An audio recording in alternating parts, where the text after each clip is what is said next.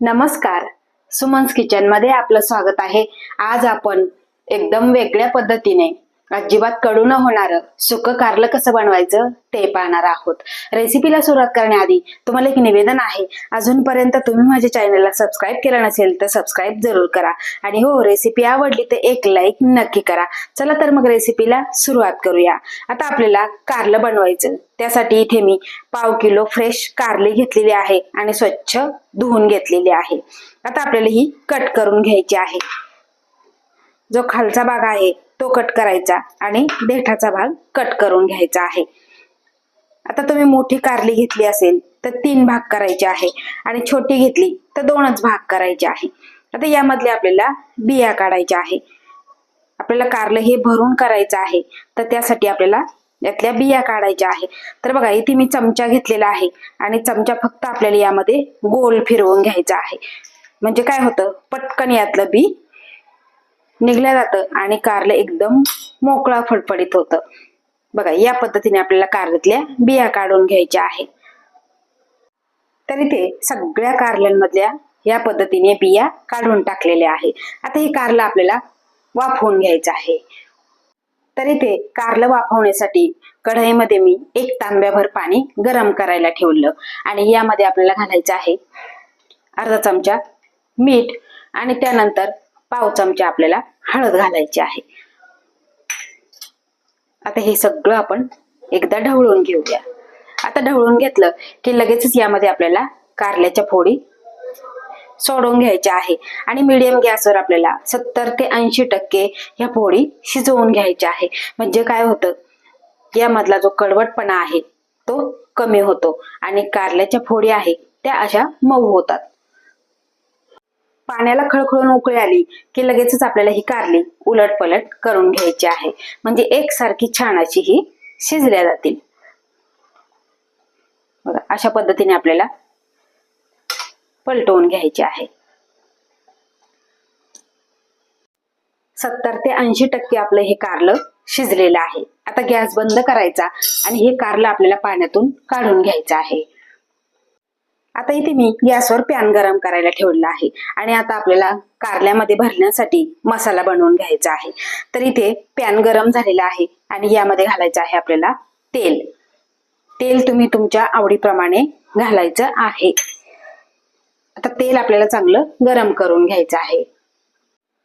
आता तेल गरम झालं की यामध्ये घालायचं आहे आपल्याला 1 चमचा जिरं.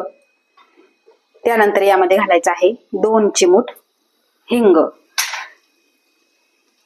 आता जिरं आपल्याला छान असं फुलवून घ्यायचं आहे आणि जिरं फुलले की यामध्ये 1 मीडियम साईजचा कांदा एकदम बारीक कट करून घेतलेला आहे. आणि कांदा आपल्याला मोठा कट करायचा नाही, बारीक कट करायचा आहे आणि मीडियम गॅसवर आपल्याला हलकासा परतून घ्यायचा आहे. खूप आपल्याला लाल सुद्धा करायचा नाही, नंतर आपण पुढे शिजवणारच आहे. त्यासाठी आपल्याला फक्त हलकासा परतून घ्यायचा आहे. कांदा आपण हलकासा परतून घेतलेला आहे. आता यामध्ये काही कढीपत्त्याची पाने घालायची आहे आणि त्यानंतर आपल्याला घालायचं आहे इथे 1 चमचा मी आलं आणि लसूण ठेचून घेतलेला आहे. याचा कच्चेपणा आपल्याला घालवायचा आहे आणि असं ठेचून घेतलं ना की कारल्याची जी भाजी आहे, जी सुकं कारलं आहे, त्याची चव अप्रतिम लागते. कधी तुम्ही अशा पद्धतीचं कारलं केलं नसेल तर माझ्या पद्धतीने वेगळा मसाला बनवून तुम्ही जरूर करून बघा. आता ही रेसिपी तुम्ही कोणत्या गावातून शहरातून बघताय ते सुद्धा मला कमेंट करून नक्की सांगा. याआधी सुद्धा मी भरपूर साऱ्या कारल्याच्या रेसिपी दिलेल्या आहे, तिथे तुम्ही बघू शकता. आणि अजूनपर्यंत माझ्या चॅनलला तुम्ही सबस्क्राईब केलं नसेल तर सबस्क्राईब जरूर करा. कांदा, आलं, लसूण, कढीपत्ता हे परतून झालेलं आहे. खूप जास्तीचे सुद्धा आपल्याला परतवत बसायचं नाही. आता यामध्ये आपल्याला काही कोरडे मसाले घालायचे आहे. तर इथे मी 1/2 चमचा हळद घेतलेली आहे. त्यानंतर अर्धा चमचा धना पावडर, 1 चमचा कांदा लसूण मसाला, 1 चमचा मिरची पावडर आणि त्यानंतर इथे घेतलेला आहे 1 चमचा गोडा मसाला. आता तुमच्या घरात जो मसाला असेल तो तुम्ही घालायचा आहे. आता गोडा मसाल्याची सुद्धा रेसिपी मी चॅनलवर अपलोड केलेली आहे, तिथे तुम्ही बघू शकता. आता हे आपल्याला परतून घ्यायचं आहे. आपण कोरडे मसाले घातलेले ते सगळे कांद्यामध्ये आपण मिक्स करून घेतलेले आहे, परतून घेतलेले आहे. आता यामध्येच घालायचं आहे आपल्याला इथे पाववाटी बेसन पीठ. यामुळे कारल्याची जी चव आहे ती अतिशय सुंदर लागते. आता हे बेसन पीठ सुद्धा आपल्याला 1-2 ते 3 मिनिटे फक्त ह्या कांद्यामध्ये परतून घ्यायचं आहे. कारण कांदा गरम आहे, पॅन गरम आहे, त्यामध्ये हे बेसन पीठ आहे ते लगेचच भाजलं जातं. आता बऱ्याच वेळा काय होतं, बरेच जण कारलं बनवायचं म्हटलं की भरपूर सारे शेंगदाणे आणि खोबरं घेतात. तर हे थोडंसं आपण वेगळ्या पद्धतीचं आणि वेगळ्या चवीचं आहे. तर इथे बघा बेसन पीठ छान असं भाजलेलं आहे आणि लगेचच तेल सुटलेलं आहे. तर यामध्ये आपल्याला घालायचं आहे आता पाववाटी जाडसर शेंगदाण्याचा कूट. इथे मी भाजलेले शेंगदाण्याचा कूट घेतलेला आहे. आता हे सगळं आपल्याला मोकळं सुटसुटीत होईपर्यंत परतून घ्यायचं आहे. जो मसाला आपण सगळा परतून घेतला आणि मोकळा सुटसुट होईपर्यंत आपण परतून घेतलेला आहे. आणि यामध्येच घालायचं आहे आपल्याला चवीपुरतं मीठ. आता पुन्हा एकदा आपल्याला हे सगळं मिक्स करून घ्यायचं आहे.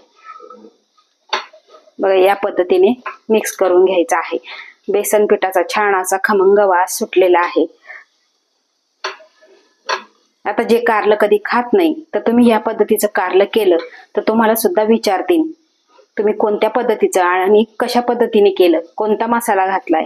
अगदी सगळे न खाणारे सुद्धा आवडीने खातील. एवढं हे चवीला अप्रतिम होतं. तरी ते आपण मीठ घातलेलं होतं आणि सगळं मिक्स करून घेतलेलं आहे. आता गॅसची फ्लेम आपल्याला बंद करायची आहे. जो मसाला आपण तयार करून घेतलेला तो मसाला आपल्याला एका ताटामध्ये काढून घ्यायचा आहे आणि पूर्णपणे आपल्याला थंड करून घ्यायचा आहे. बघा असं थोडासा पसरून ठेवला म्हणजे पटकन असा थंड होईल. तरी ते मसाला थंड झालेला आहे आणि जी कारली आपण शिजवून घेतलेली त्यातलं पाणी पूर्णपणे आपण काढून टाकलेलं आहे. आता जो मसाला आहे तो मसाला आपल्याला ह्या कारल्यामध्ये भरायचा आहे. बघा या पद्धतीने आपल्याला हलकसं दाबून भरायचं आहे. बघा या पद्धतीने आपण कारलं भरून घेतलेलं आहे. आता बाकीच्या कारल्याच्या ज्या फोडी आहेत त्या सुद्धा आपण याच पद्धतीने भरून घेऊ. आपण सगळ्या कारल्याच्या फोडींमध्ये मसाला भरून घेतलेला आहे आणि एवढा मसाला आपला शिल्लक राहिलेला आहे तो आपण पुढे वापरणार आहोत. आता परत एकदा आपण कढई गॅसवर गरम करायला ठेवली आहे आणि त्यामध्ये आपल्याला घालायचं आहे तेल. या आधी सुद्धा मी सांगितलं तेल तुम्ही तुमच्या आवडीप्रमाणे घालायचं आहे. आता तेल आपलं चांगलं गरम झालेलं आहे आणि यामध्ये आपल्याला त्या फोडी ठेवून घ्यायच्या आहेत. फोडी सगळे आपण तेलामध्ये ठेवून घेतलेले आहे आणि जो मसाला राहिलेला आहे हा मसाला तुम्ही नुसता भाकरीबरोबर चपातीबरोबर खाल्ला तरी छान लागतो. आता ह्या फोडी आपल्याला उलटपलट करून घ्यायच्या आहे म्हणजे छान असे ह्या भाजल्या जातात आणि खमंगपणा येतो. गॅसची फ्लेम आपल्याला लोच ठेवायची आहे आणि लो ठेवल्यानंतर हे उलटपलट आपल्याला करून घ्यायचं आहे. आता तुम्ही म्हणाल आधी पण तुम्ही तेल घातलेलं आता पण तेल घातलेलं, तर तुम्ही तुमच्या आवडीप्रमाणे तेल घालायचं आहे आणि कारल्याच्या भाजीला थोडंसं जास्त तेल जर घातलं तर ती भाजी आणखीनच चविष्ट लागते. आता हे सगळं कारलं आपण पलटवून घेऊ. असं थोडं थोडं करून 2-3 वेळा आपल्याला उलटपलट करून घ्यायचं आहे म्हणजे सगळ्या बाजूनी छान असे हे कुरकुरीत होतं.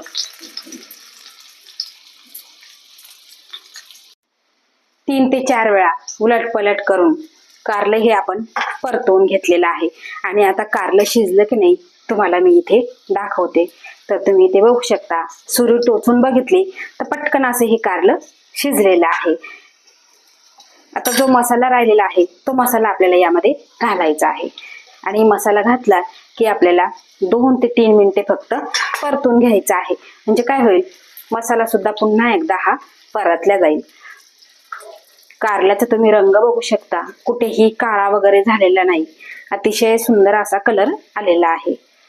यावर झाकण अजिबात ठेवायचं नाही.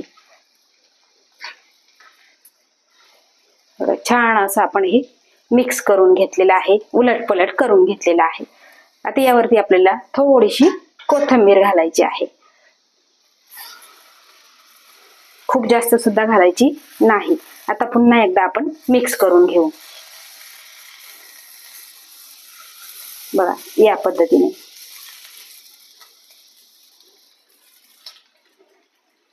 फक्त 2 ते 3 मिनिटे आपल्याला असंच ठेवायचं आहे. कारला आपण 1 ते 2 वेळा उलटपलट करून घेतलेला आहे आणि तुम्ही रंग बघू शकता आणि वास सुद्धा अतिशय सुंदर असा सुटलेला आहे. आता हे कारलं तुम्ही भाकरी बरोबर खाऊ शकता, चपाती बरोबर खाऊ शकता, तोंडी लावू शकता आणि डब्याला सुद्धा देऊ शकता. कुणाला कळणार सुद्धा नाही की हे वेगळ्या मसाल्यातलं आहे. माझ्या पद्धतीने तुम्ही वेगळा मसाला बनवून असं भरलेलं कारलं जरूर करून बघा. न खाणारे सुद्धा आवडीने खातील. इतकं हे कारलं बनवायला सोप्या पद्धतीने मी तुम्हाला सांगितलेलं आहे. तर तुम्हाला माझी आजची ही रेसिपी कशी वाटली ते मला कमेंट करून नक्की सांगा. आवडल्यास लाईक करा, शेअर करा, सबस्क्राईब करा आणि बाजूचं बेल आयकॉन बटन प्रेस करा. धन्यवाद.